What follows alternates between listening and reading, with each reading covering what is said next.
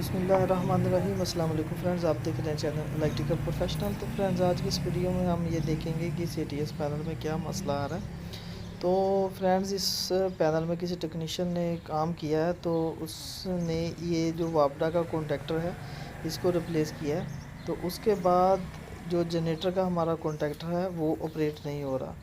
वापडा का कॉन्टैक्टर उसने रिप्लेस किया था, तो ये वाला जो जनरेटर का कॉन्टैक्टर अब ये ऑपरेट नहीं हो रहा। ये जनरेटर की इन है,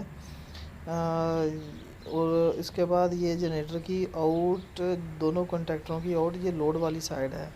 इस यहाँ इधर लोड की केबल अटैच होती है। तो आप देख सकते हैं कि ये जो जनरेटर के कॉन्टैक्टर की सप्लाई है, कोयल की सप्लाई, वो वापडा के कॉन्टैक्टर की जो ऑक्सिलरी है नॉर्मल, वो उसमें से गुजारना होती है।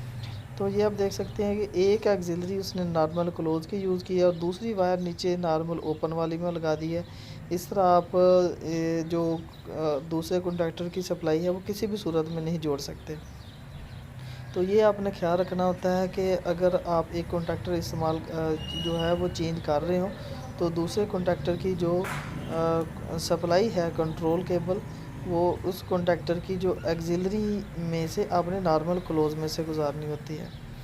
तो इस तरह ये कॉन्टैक्टर चेंज किया था, ये भी अब कॉन्टैक्टर ख़राब हो चुका है, लेकिन दूसरे कॉन्टैक्टर की भी सप्लाई जो है वो नहीं उसकी कॉइल को मिल रही। तो ये जो है इंटरलॉकिंग है, इलेक्ट्रिकल इंटरलॉकिंग, इसको आपने परफेक्ट तरीके से करना होता है। तो फ्रेंड्स, अगर वीडियो अच्छी लगे तो लाइक कर दें, शेयर करें और चैनल को सब्सक्राइब करें।